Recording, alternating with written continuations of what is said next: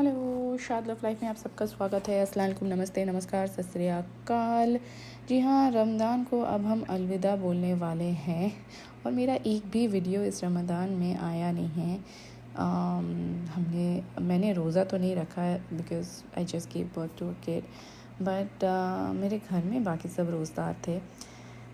पिछले साल मैंने हर एक पारा के मतलब के एक एपिसोड बनाए थे पूरे रमज़ान में, बट इस साल जो मैंने किया है वो है कि मैंने जो सीखा था उसको कोशिश किया था इम्प्लीमेंट करूं, यानी कि इस्लाम को सही तरीके से फ़ॉलो करने की मैंने कोशिश की है। मैं नहीं बोलूँगी कि मैं पूरी तरीके से कामयाब हो पाई हूँ अभी तक, बट मैं अभी भी कोशिश कर रही हूँ।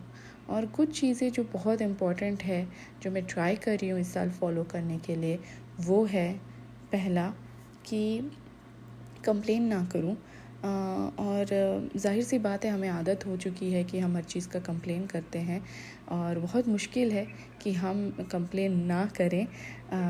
बट फिर मैं अपने आप को समझाती हूँ कि हर चीज़ जो है वो ऊपर वाले की मर्ज़ी से होता है। और अगर हम ऊपर कंप्लेन करते हैं यानी हम ऊपर वाले से, अल्लाह से शिकायत करते हैं, जो कि बहुत बड़ी बात है, क्योंकि अल्लाह वो हमें सब कुछ देता है जो हम डिज़र्व करते हैं। और अगर हमें कुछ नहीं मिलती है, आइदर हमें वो नहीं मिलनी चाहिए या फिर हमारे एक्शंस हैं जो कि हमें वही चीज़ दिलवाए हैं।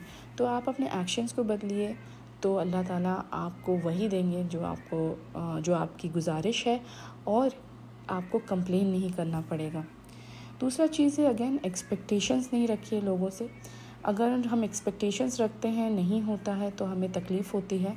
तो मैंने कोशिश किया है कि मैं वो बिल्कुल भी ना रखूं। अगेन, मैं नहीं बोलूँगी कि मैं नहीं रखती हूँ, फिर मैं अपने आप को दोबारा समझाती हूँ, हर चीज़ अल्लाह के मर्ज़ी से होता है, देने वाला अल्लाह है, ज़रिया जो हैं वो इंसान हैं। तो मुझे जो ज़रिया हैं उनसे शिकायत नहीं होनी चाहिए, क्योंकि अगर मैं वो अगेन करती हूँ तो ऊपर वाले की नाफरमानी होगी। तो जो मुझे मिलता है उसका मुझे शुक्रिया करना चाहिए। और इसका मैं छोटा सा एग्ज़ाम्पल देती हूँ। मैं अभी कुछ दिन नीचे एक जगह पे गई थी जहाँ पर मुझे एक उम्मीद थी कि कुछ मिलेगा और वो नहीं मिला। तो मैंने कहा कि शायद ये अल्लाह की मर्ज़ी है, मुझे नहीं मिला। मुझे बुरा भी लग रहा था क्योंकि बाकी सब लोग को मिल रहा था, मुझे नहीं मिल रहा था। तो मैंने कहा नहीं, शायद अल्लाह की मर्ज़ी है, देने वाला अल्लाह है, और नहीं मिल रहा है तो इसमें अल्लाह की मर्ज़ी है। पता नहीं कैसे कुछ देर के बाद कोई वहीं पे कोई एक इंसान मिला जिसने वो सारा चीज़ अरेंज किया। तो देखिए, अगर आप अल्लाह पे यकीन रखते हैं ना, जो आपको चाहिए अल्लाह ताला कैसे भी आपको उसे अरेंज करके देते हैं। तो आप अल्लाह पे भरोसा रखिए उस चीज़ के लिए।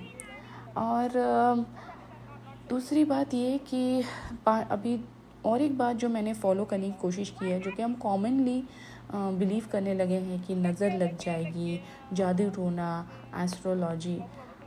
आप अल्लाह पे इतना यकीन रखिए कि आपको ये सब चीज़ पे से यकीन उठ जाए, एंड ट्रस्ट मी, आप बिलीव करेंगे कि ये सब चीज़ फिर आपको कोई मायने नहीं रखेगी। सबसे छोटा एग्जांपल ये देती हूँ। कुछ दिन नीचे मेरा बच्चा रो रहा था बहुत, और हम बहुत कुछ कोशिश कर रहे थे, नहीं हो रहा था। तो मम्मा ने बोला कि शायद इसको नज़र लग गया है, इसको पढ़ के फूको। तो मैंने कहा कि मम्मा, नज़र वाली कोई चीज़ नहीं होती है, आप अल्लाह पे भरोसा रखिए, ऐसा कुछ नहीं होता है। तो हमने एक एक चीज़ धीरे से ट्राई किया, उसको दूध पिलाने की, उसे बर्प करने की। थोड़ी देर के बाद उसे जब बर्प हुई तो वो ठीक हो गया और वो रोना बंद कर दिया। देखिए, अगर आप इस चीज़ को फॉलो करें कि आप नज़र लगना, जादू टोना, एस्ट्रोलॉजी, ये सब से अगर अंधविश्वास से अपना विश्वास उठा दें, तो आपका सारा 100% विश्वास जो है वो अल्लाह पे आएगा। और जब आपका 100% विश्वास अल्लाह पे आ जाएगा तो यकीन मानिए, आपकी हर मुराद, आपकी हर जो ख्वाहिश है वो अल्लाह आपके मेहनत पे डिपेंड करके आपको ज़रूर पहुंचाएगा।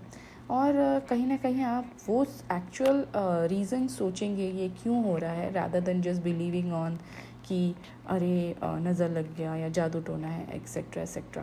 सो ट्रस्ट अल्लाह, and if you do, trust 100%।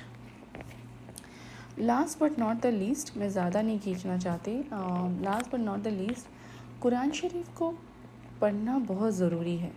But उससे इम्पोर्टेंट है उसे समझना और फिर उस पर अमल करना। हम समझने के लिए मौलवियों के पास जाते हैं, पीर के पास जाते हैं, हाफिज़ के पास जाते हैं, जो कि ठीक है, आपको जाना चाहिए, आप जाइए। बट मेरा ये गुजारिश है कि आप खुद से उसका मायने समझें। इंटरनेट में उसके मायने अवेलेबल हैं, बार्ड में, चैट जीपीटी में, सब जगह आप अरबिक को कन्वर्ट कर सकते हैं इंग्लिश में। आजकल वो रीडर्स आ चुके हैं, या हिंदी में, या अपनी कोई भी लैंग्वेज में, और उसे समझ सकते हैं। जब आप ये समझेंगे तब आपको इस्लाम का सही मायने समझ में आएगा और आप उसे सही तरीके से फॉलो करेंगे। और ये बस सिर्फ उसी के लिए नहीं है, अगर आप गीता, बाइबल सबको समझना चाहते हैं तो अपने तरीके से समझिए, ना कि किसी और के नज़रिए से। सो आज के लिए बस इतना ही। अगर आपको पसंद आया हो तो लाइक करें, शेयर करें, सब्सक्राइब करें शाद लव लाइफ को, और ईद मुबारक।